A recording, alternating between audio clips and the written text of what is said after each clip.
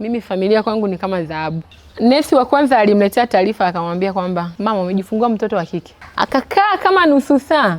Nesi wa pili akamletea taarifa akamwambia mama umejifungua mtoto wa kiume. Kwa hiyo hicho kilikuwa ni kitu cha kwanza kwake, afu kizingatia mimi nilikuwa ni mtoto wake uzao wa 5. Wanasema huyu, unajua mtaani walikuwa wanaita jike dume, ila wewe kama wewe unaamua mimi nataka niwe nani. Sichezi kwanza na watoto wenzangu. Sina sifa za kujiita kama ni msichana kabisa ama ni mvulana kabisa. Safari yako ya kufika sehemu, wewe kama wewe unaamua mimi nataka nifike wapi. Ina maana mimi makuzi yangu yalikuwa ni magumu. Nilizaliwa nikiwa hivyo. Kuna mtu upo kama mimi, ana PhD. Watu wakipata mtoto kama huyu wanachinjilia mbali. Inawezekana wakawa wamemchinja mtu ambaye labda baadaye angekuja kuwa Magufuli. Nani anajua? Hamna anayejua. Mtaani napata maneno magumu ya kuambiwa na watu jike dume. Mimi siwezi kulia tena. Wakati mwingine dunia haina majibu ya haraka ya maswali tunayojiuliza. Na wakati mwingine majibu tulionayo hayaendani na maisha halisi ya watu. Lakini ipo nguvu kubwa sana inayozaliwa ndani ya mtu ambaye anapaswa kuishi zaidi ya mipaka ya mitazamo ya jamii. Hii ni moja kati ya hadithi nzuri sana kuwahi kutokea. Hadithi ya mtu jasiri ambaye amezaliwa na jinsia tata. Huyu ni Baby John Musamba. Kwa majina ninaitwa Baby John Musamba. Ni mwenyekiti na mwanzilishi wa taasisi ya Tanzania Voice of Humanity. Lakini vile vile ni mtaaluma wa madawa. Lakini pia ninaendelea na masomo kwa maana kwamba ninaendelea na elimu ya shahada ya madawa kwa upande wa madawa ya binadamu.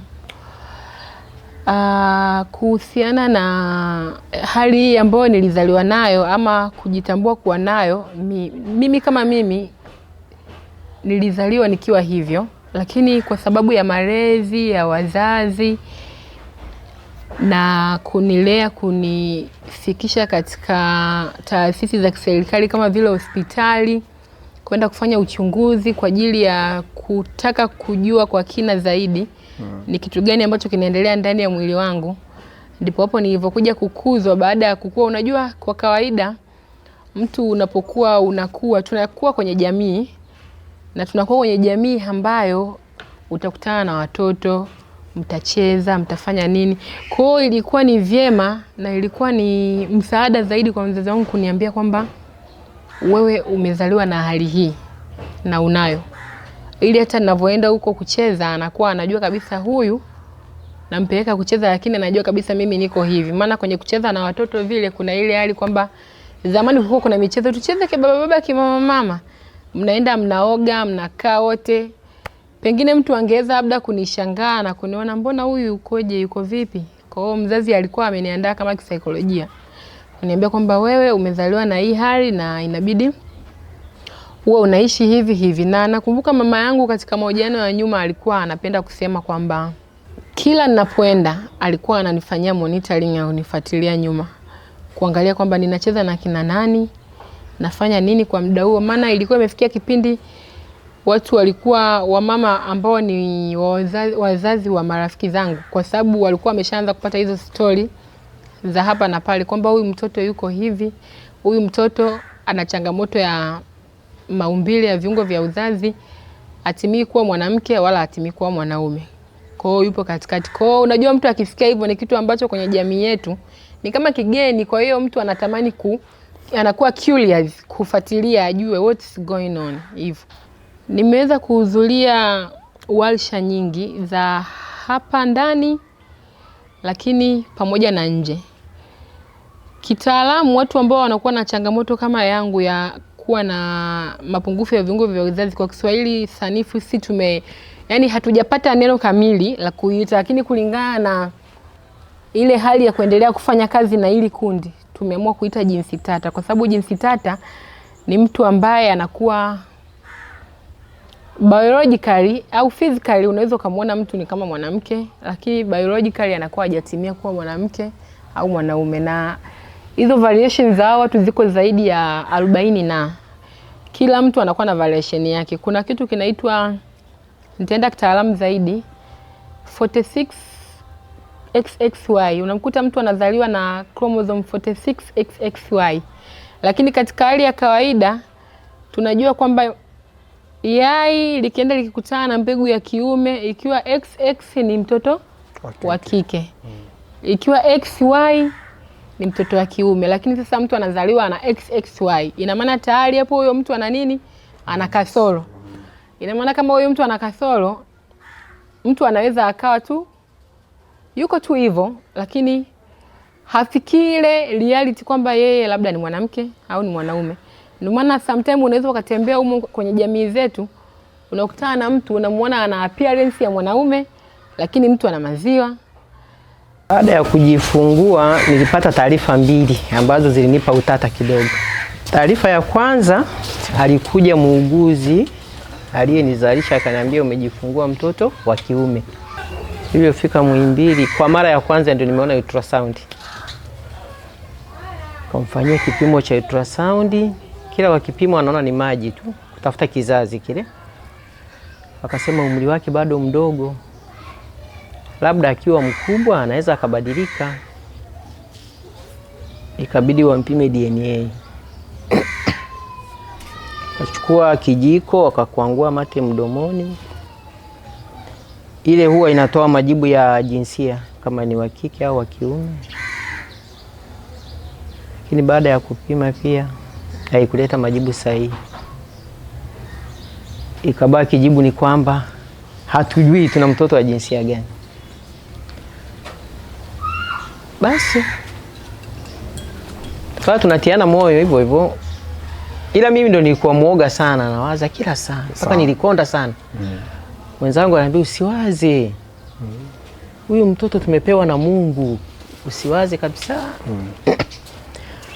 Ukianza kuwaza utajiletea matatizo. Wewe endelea kumlea mtoto kama alivyo. Sasa nikajuaje akiwa mkubwa anaweza akajibadilisha mwenyewe. Si unajua? Labda mama ninunulie kitu fulani. Ila yeye akawa anapendelea mavazi ya kike. Basi nikajipa moyo kwamba atakuwa mwanamke baadaye. Lakini haikuwa hivyo. Kila tukiendelea na vipimo bado majibu hamna. Ameenda akafika umri wa miaka kama 10, tukarudi tena hospitali. Majibu ni yale yale. Akasema ngoja afike kipindi cha barehe. Takapokuja tunaweza tukagundua. Kuna ndugu yetu ni dokta pale Muhimbili, Dr. Wangwe. Akawa amefuatilia kwa makini sana kwamba ni nini. Lakini kila akiangalia anasema hapana. Huyu mtoto hana jinsia yoyote. Maana hana kizazi. Hana yani viungo vya ndani. Hana viungo vya kiume wala hana viungo vya kizazi. Yupo tu. Basi ikabaki tu ni hivyo. Tunaamini kwamba mtu familia uliotokea inaweza ikakujenga zaidi kwa sababu inakujua wewe ni nani, una changamoto gani hivyo. Lakini kuna watu wengine wanaotokea kwenye familia ambazo yani hata hawezi kukaa hivi chini na kumuelezea mtu kwamba mimi nina hii shida. Na kibaya zaidi changamoto ya watu wanaozaliwa na jinsi tata ama intersex person. Kuna wengine hawatambuliki mpaka siku anafanyiwa wanasema postmortem. Vile amefariki labda ndio wanagundua huyu mtu kumbe alikuwa hivi. Kwa sababu mtu alikuwa anahofia labda ile issue ya stigma. Mimi nakumbuka kipindi hicho alikuwepo mama, marehemu baba yangu, kaka yangu mkubwa, dada yangu na kaka zangu wengine wawili. Yaani unajua mitaani vile mnavyokuwa watu wanajua labda huyu mdogo wake Emmanuel, labda huyu mdogo wake Christopher, au huyu mdogo wake Sara au Frank. Wanasema huyu, unajua mtaani walikuwa wanaita jike dume. Yaani ile kuita jike dume tayari umeshamfanyia mtu psychological torturing. Ila mtoto alikuwa ni mtu wa si akienda shuleni wanamnyenyepaa. Wanamuita jike dume. Akija analia mama nihamishe hiyo shule. Mimi sitaki kabisa kusoma hapo. Naambia hapana. Wewe nenda tu. Sasa katupelekea tukawa na mawazo sana maana ule utulivu hana, na wenzake wanamsumbua. Lakini siku ya siku nilikuja nikamhamisha mpaka nikampeleka Kenya, ili mradi tu. Sasa akajikuta yeye anakuwa na ile hisia ya kike ile, akamwambia mama, ninunulie pedi niwekee kwenye begi huko, mimi nitakuwa nazuga nazo tu. Mbona hata isaidii? Akasema wewe ninunulie. Nikamnunulia pedi, akaondoka nazo. Amekaa kule, amesoma, karudi. Tukaendelea kuishi naye hivyo tu kwa kumtia moyo. Anaishi kwa kukata tamaa. Mimi naweza nikajiua, kwani nasoma ili iweje? Wewe soma, mbona kuna wagumba? Kuna mtu amezaliwa ni mzima, ameolewa, lakini mgumba, hana mtoto. Kwa hiyo wewe usipate shida. Basi kafika wakati akawa ametusikiliza, lakini anaweza akakusikiliza kwa siku moja, mbili. Baadaye tena anaibuka. Bwana, mimi hapana, mimi sielewi. Babake anamuita, baby njoo hapa. Lakini mwanangu, mbona tulikaa tukaongea? Kwani kuna nini? Baba, mimi sielewi. Uelewi nini? Mimi na mama yako tuko na wewe na ndugu zako, tuko pamoja. Hatutakuacha kamwe. Tena namwambia wewe ni mtoto wangu wa pekee. Mimi nakupenda wewe sana kuliko watoto wote. Kwa hiyo usiwe na wasiwasi. Lakini isingekuwa kwamba nimepata ndugu wa kunisaidia mimi kuwa vile ambavyo nastahili kuwa, nadhani hata nisingefika hapa nilipo leo. Kwa sababu mara nyingi nakumbuka dada yangu alikuwa akifanyaga vitu haniachi nyuma. Akienda shule haniachi nyuma. Mimi ilifikia kipindi mpaka ilikuwa yani dada yangu akienda shule, dada yangu alisoma shule ya wasichana ya Kisutu. Alifanikiwa kufaulu na kusoma hapa. Alikuwa anaenda na mimi shule ili tu kuepuka hiyo yani kuona nimekaa lonely, au kama labda tuko nyumbani tuna mdada wa kazi nyumbani, basi atamuelekeza namna ya kukaa na mimi. Anakaa na mimi kwa sababu mama alikuwa anafanya kazi ya uuguzi na baba yangu alikuwa ni mtumishi wa afya pia kwenye upande wa madawa. Kwa hiyo mara nyingi walikuwa hawashindi nyumbani. Mara nyingi nashinda nyumbani na huyo dada au dada yangu akiwepo, au kakaangu mkubwa akiwepo, au kakaangu wa pili au kakaangu wa tatu. Lakini kitu kingine pia kilichokuwa kinanigharimu mimi, baba yangu alikuwa ni mtu wa kuhamishwa kikazi. Mara leo atakuwa yuko Bugando Mwanza, leo ataenda Tanga, labda mwaka huu atahamia labda Temeke, ataenda wapi. Kwa hiyo mara nyingi sana nilikuwa nakaa na mama na ndugu zangu hawa pamoja na labda hao wasaidizi wa nyumbani. Kwa hiyo wote walikuwa wanaelewa kwamba ni hivi. Japokuwa si kwa asilimia zote, kuna wakati mtu tu anateleza kama kibinadamu, atakukwaza, utalia hivyo, lakini at the end of the day atakuja atakwambia labda baby nisamee, niliongea tu hivyo kwa hasira, siji nini, lakini sikuongea kwa sababu labda wewe uko hivi. Kwa kweli hiyo namshukuru Mungu. Mimi kusema ukweli kwa kusoma shuleni, kwa sababu hizo habari zilikuwa zinaenea tu huku mtaani. Lakini kwamba kwenda shuleni kuambia walimu au wazazi kuniandikisha kusema kwamba huyu amezaliwa hivi, haikuwa hivyo. Ila tu mimi ninachokumbuka, wazazi wangu wao waliamua kunikuza kama msichana. Sijui wao waliwaza nini au waliona nini, ila tu waliona wanikuze hivyo. Lakini tukija kiuhalisia kabisa ndio kama ilivyo. Sina sifa za kujiita kama ni msichana kabisa ama ni mvulana kabisa. Kwa hiyo relaying hapo katikati. Na kitu kingine ni kwamba sometimes watu ambao unajua muda mwingine inakuwa ni kama common, watu ambao unacheza nao mtaani, hao wanaweza wakawa ndio unaosoma nao. Kwa sababu umekuwa na watu hao na mmeandikisha shule ambazo watu hao pia wataenda kusoma. Pengine walikuwa wanaenda wanaongea, lakini mimi kusema ukweli kwa upande wa shule ya msingi sijai ku experience mwalimu akiniuliza hicho kitu. Hata sekondari, japokuwa sekondari nakumbuka nilivyoenda kukaa boarding, kuna mtu mmoja ndo aligundua kwamba mimi nina hii changamoto, na alivyogundua Yaani anasema mimi nilikugundua tu baby, lakini sikutaka kukwambia wala kuambia watu, lakini tu nilikuwa najua kwamba wewe una hii shida.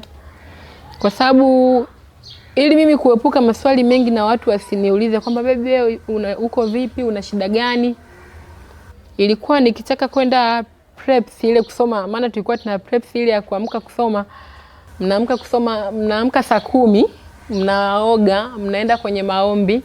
Mnaenda preps kuanzia saa 10 mpaka saa 12, saa 1 kasoro. Mnaenda mnakunywa uji. Saa 1:30 au saa 2 kasoro mpo kwenye nanili paredi. Mnajiandaa na nini? Mnajiandaa na kwenda madarasani. Kwa hiyo ilikuwa ni lazima niwahi kuamka. Kama nikichelewa kuamka, lazima mimi nitoke bwenini wa mwisho ili mtu asigundue chochote kuhusu mimi. Kwa sababu unaishi pale na wenzako, umewekwa kwenye bweni la wasichana, unaishi na wenzako pale. Unaona kila mtu yuko tofauti na wewe, lakini wewe peke yako ndio uko tofauti na wao. Kwa hiyo kidogo watu wanaweza wakaamsha maswali, na unajua akili za watoto wa sekondari. Yaani yeye sometimes anaweza akauliza swali akadhani kwamba is normal, lakini kumbe amekuumiza. Na yeye asigundue kwamba huyu mtu nimemuumiza, akaendelea tu kuchukulia kile kitu kama ni sehemu ya kuongea na wengine. Kwa hiyo nilijitahidi sana. Hata matroni wangu mpaka namaliza shule hakujua chochote kuhusu mimi. Lakini niliishi kwenye mazingira magumu sana. Kipindi cha shule ndio hivyo, mimi kusema ukweli nilikuwa ni rafiki wa kila mtu, kwa sababu nilikuwa na socialize sana na kila mtu, kwa sababu nadhani ile hali pia ya kusocialize na kila mtu ilikuwa inanisaidia kidogo kama kuniweka akili sawa, kwa sababu nilikuwa sitaki ile kwamba ni sawa katika makundi ya marafiki ni kawaida. Mtu hata mkiwa mashuleni unasikia watu wakiwa vioni wanakuambia mimi nina marafiki zangu, formation yangu ile pale, wakati labda wa mitihani mnasoma wote group discussion, labda mnakuwa mnakaa na watu hivyo. Lakini nilikuwa na marafiki ambao ni specific, ambao wengine tumekuwa nao na wapo mpaka sasa hivi, ila wengi wao wa marafiki zangu sasa hivi kila mtu ana familia yake. Yaani nikisema familia kwamba mtu ameolewa, wengi yuko kwake, ana watoto wake labda 2, 3 hivyo. Lakini mimi nilikuwa na socialize na kila mtu. Mimi kwanza ni declare tu hapa interest, na niseme tu ukweli. Kujiamini kwa mtu ndio ni wewe mwenyewe unaweza ukaamua unazungumza. Na mpaka sasa hivi ninazungumza mimi mwenyewe kwa sababu tayari nimeshaikubali hii hali na nimeelewa. Lakini familia, wazazi, baba na mama wamechangia asilimia kubwa sana ya kujiamini kwangu na mpaka kuweza kuzungumza leo. Kwa sababu walivyokuwa wakikaa na mimi tukiongea, walikuwa wanazungumza, wanasema kwamba ni bora ukasema ukweli, jamii ikasikia, si ndio? Kwa sababu tunaamini kwenye jamii kuna watu wengine ambao wapo kama wewe, lakini hawatasema kwa sababu wanaamua labda kuona mimi nitabaguliwa, au labda jamii itanionaje. Kama tunavyoelewa sasa hivi jamii yetu, mtu mwingine akikuona unazungumza kama hivi, labda unasema huyu mtu amezaliwa na jinsi tata, huyu mtu labda ni intersex, ataanza kukuhisi wewe labda unataka kusapoti mambo ambayo hata jamii yetu haiitaki. Lakini kwa namna moja ama nyingine watu wanaweza wakajaji kwa upana mkubwa sana kwamba wewe unataka kulazimisha mambo ambayo hata jamii haitaki. Lakini katika kulazimisha mambo ambayo jamii haitaki au story ambazo jamii haipendi kusikia, kuna watu wako pale wanaumia. Wako pale wanaumia kabisa. Na wanaumia sio kwa sababu wameanza kuumia wakiwa watu wazima. Tukumbuke tu kwamba huyu mtoto ambaye amezaliwa na jinsia tata, au huyu baby ambaye anaongea leo kwamba mimi ninazungumza, kuna watu hapo kwenye jamii wamezaliwa na jinsia tata, wanapitia changamoto ya afya ya akili, si ndio? Wanateseka, labda wananyanyapaliwa. Alikuwa mtoto mchanga miaka kadhaa hapo nyuma. Kwa hiyo watu wakiweza kuchukulia hili jambo kwa mtazamo huo kwamba huyu mtoto aliyezaliwa yuko hivi, tumkuze vipi? Mzazi wake apewe training kwamba huyu mtoto akuzwe vipi? Alelewe vipi? Ndugu na jamaa waambiwe kwamba huyu mtoto akuzwe vipi, itasaidia sana kuliona hili jambo kwamba ni mmoja ya jambo ambalo kwenye jamii lipo na linastahili kupewa kipaumbele. Lakini watu wakichukulia tu kwamba huyu ndio wale wataka kusupport mambo ambayo sisi hatuyatai kwenye jamii. Kwa mara ya kwanza mimi kukutana na watu ambao ni intersex person kama mimi, ilikuwa ni kama vile nimepata relief fulani. Kwanza mimi nasema relief niliipata siku ile tu nilivyoongea pale siku ya uchaguzi mkuu 2020. Kwa sababu watu walikuwa wanajua, yani unajua kuna zile story ambazo watu wanazionaga kama vile ni myth, story za kufikirika. Yani hizi hazipo, hazikogo kwenye jamii, yani watu wanaongeaga tu, hazipo. Ni kama vile tunavyoangaliaga kwenye movie na television kwamba kuna samaki nguva, sardine sijui huku juu ni ana mwili wa mwanamke alafu huku chini ni samaki. Ni story za kufikirika, ndio naona watu walikuwa wanaona hivyo. Lakini ni ukweli kwamba intersex people wapo, watu wanaozaliwa na jinsi tata wapo, na watu wanaozaliwa na jinsi tata, yani kuzaliwa kwao vile haimaanishi kwamba wao basi yani wao ni mambo, yani ni watu wa kufanya mambo ambayo yani jamii haitaki. Sio kweli. Mimi na declare hilo kwa sababu mimi ni mmoja wa watu na naishi kwenye jamii na nashirikiana na vijana wenzangu, na siwezi nikawataja vijana wote. Mimi yani namshukuru Mungu sana kama nilivyozungumza hapo mwanzo. Kuanzia shule ya msingi, sekondari nilikuwa na socialize na watu sana. Na ndivyo hivyo mimi most of people, yani marafiki wangu wengi nimekutana nao kupitia social media. Na hata kama ikiwezekana labda hata wangewekwa hata 3 4 hapa wakae, labda waulizwe, jamani, labda baby huyu anafanya advocacy ya watu waliozaliwa na jinsia tata, mnamuelezeaje labda tabia zake, wangeweza kuelezea. Lakini kwa upande wa kukutana na watu ambao ni kama wa aina yangu, ilinifanya nijione kwamba kweli duniani siko peke yangu, au kwenye nchi yangu siko peke yangu. Watu wa namna hii wapo. Na wengine nimekutana nao ndio hivyo, kwa ajili ya changamoto ya unyanyapaa hawakupelekwa shule. Wengine walipelekwa shule na wana ability nzuri ya kufanya kazi. Kwa hiyo nikaamini kwamba licha ya shida ambayo mtu unakuwa umezaliwa nayo au maumbile ambayo Mungu amekupatia, unaweza kuwa mtu yoyote yule ukiamua kuwekeza bidii. Kwa sababu kuna mtu upo kama mimi, ana PhD, anafanya kazi kwenye agency kubwa, anafanya kazi kwenye mashirika ya kimataifa na yupo kama mimi. Na anajikubali, kwani ilizidi kunipatia nguvu na kunifungulia dunia, kuona kwamba hata mimi ninaweza kufanya haya ambayo wengine wanayafanya. Ila yeye mpaka ilivyofika ule mwaka 2000 na ngapi kwenye uchaguzi, akaja akaniambia, mama, nimeenda Mbondole, kuna kaka nimekutana naye, ameniambia nigombee. Ugombee nini? Nigombee ubunge viti maalum ulemavu. Kaambia okay, sawa, lakini ngoja baba akija tutamshirikisha. Ila mimi nafsi yangu inaniambia uende.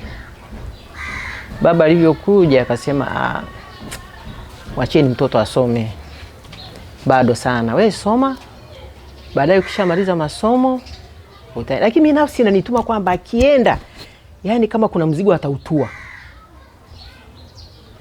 Baba akasema hapana. Nikamkalisha, nikamwambia, baba, mimi nafsi yangu inaniambia mtoto kama akienda eneo lile, kama kuna mzigo atautua, yani akishajitangaza atakuwa kama yuko huru. Akaniambia, sijui, lakini basi ngoja tuende. Yani mimi kama nimechochea, lakini baadaye kwenye mchakato mimi sikuwepo. Sasa baba akalishikia bango mwenyewe. Katoka hapa wakaenda manispaa huko, wakaenda kwa katibu mkuu. Wamama wakalia sana huko, akuniambia, mama, wamama wamelia. Wanashangaa sana. Kaambia mimi nipo tu. Nikitoka naenda kwenye mishe zangu, yeye anaenda zake huko. Kampeni zote baba na kakake mkubwa Franki na yeye baby, watu watatu. Mimi sipo kabisa, yani hapo. Mimi nishawasha moto, nimetembea. Ila nilikuwa namshukuru Mungu, akija ananipa maelekezo, wewe mtoto anakubalika. Barika kabisa. Ila mimi nikawa najipa moyo, tukasema yani cha msingi akishajitangaza ataona kama yuko huru, kwa sababu alikuwa kama yuko kwenye kifungo fulani ambacho ye mwenyewe hajielewi, kwa sababu hata majirani walikuwa nasumbua. Polisi tumeenda mara kadhaa, lakini baada ya kujitangaza na kweli aliutua mzigo. Sijawahi kuulizwa maswali, sijawahi kuambiwa mama mimi ni nani. Haijalishi kwamba nafasi ya kupata, lakini aliutua mzigo. Yani ikawa kama ndio ilikuwa siku ya ukombozi kwake. Malengo ambayo nimeanza kuyafikia, japokuwa sio pale ambapo mimi nataka, yani pale ambapo nataka mimi nifike, naona bado sijafika. Lakini kuna baadhi ya sehemu nimeshazivuka, naona kweli kuna malengo ambayo nimeanza kuyafikia. Kwani mtu ukipata familia ambayo inakushika mkono moja kwa moja, mshukuru sana Mungu, kwa sababu unajua sio akili zetu wala sio nguvu, lakini ni neema tu. Si wa Kristo tunaita neema, lakini ndugu zangu Waislamu wanasemaga hizo ni rehema za Mwenyezi Mungu. Sisi tunaita ni neema. Kwa hiyo ukipata neema ama ukipata rehema ya kuwa na familia ambayo inakushika licha ya matatizo ulionayo, mshukuru sana Mungu. Tunatembea huku mitaani, tunakuta kuna walemavu wengi wanaomba, wanalala nje, wanafanywa vitendo vya ukatili, wanafanywa vitendo vibaya ambavyo vingine hata haviwezi kuzungumzika mbele ya jamii.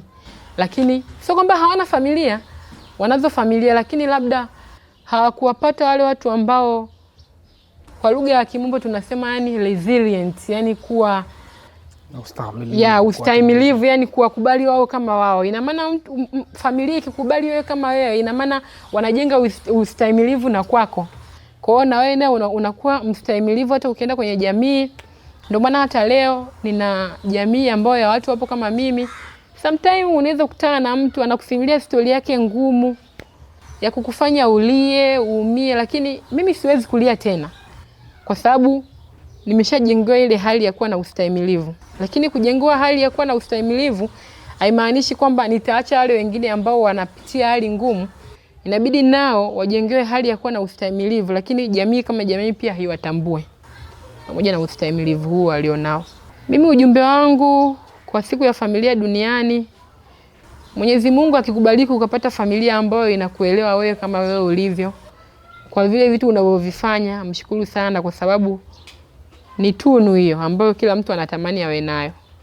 Lakini vile vile ujumbe wangu kwa watu ambao wamezaliwa na jinsi tata, familia sio lazima mtoto ambaye umemzaa. Na kuna kitu kimoja ambacho watu hawajui. Swala la kuwa mama au la kuwa baba, unaweza usiwe biological mother au usiwe biological father, lakini yale majukumu unayoyatenda kwa mtu. Kuna watu Mwenyezi Mungu amewabariki, wanazaa, wana watoto, lakini hawalei wale watoto.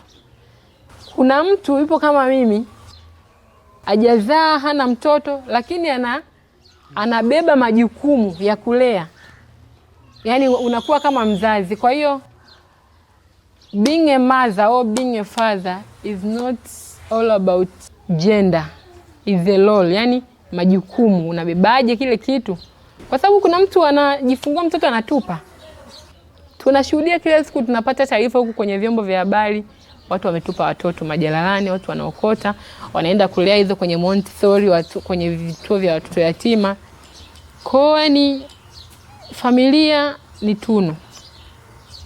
Ukiipata familia nzuri, ifanye kuwa tunu. Na muda mwingine kwenye familia wewe unaweza ukawa ndio chanzo cha amani, kurekebisha familia yenu ikawa amani, ikawa na amani. Lakini kuna muda mwingine wewe regardless ya matatizo ulionayo, unaweza ukawa ndio chanzo cha kuifanya familia kujikusanya kukaa sehemu moja. Mimi kikubwa ambacho naweza nikakazia, ninapoenda kufanya uchechemuzi ama advocacy, mimi naomba tu viongozi wa level zote wanipokee, wanisikilize. Ninaomba wanisikilize, kwa sababu ninachokifanya sikifanyi kwa ajili ya maslahi yangu binafsi, nafanya kwa ajili ya maslahi ya jamii, maslahi ya taifa, maslahi ya Afrika, maslahi ya ulimwengu. Kwa sababu mpaka sasa hivi nilipofika, siwezi nikasema kwamba nafanya advocacy ya Tanzania tu, nafanya advocacy country, regionally mpaka globally. Kwa sababu nimeshaweza kuhudhuria mikutano ya watu ambao ni intersex, wapo kama mimi, regardless ya perception, wao nao wanapata perception ngumu kutoka kwenye jamii zao kwamba hawa ni watu gani, lakini ndio hivyo, yani watu lazima wakubali, waelewe kwamba hiki kitu kipo.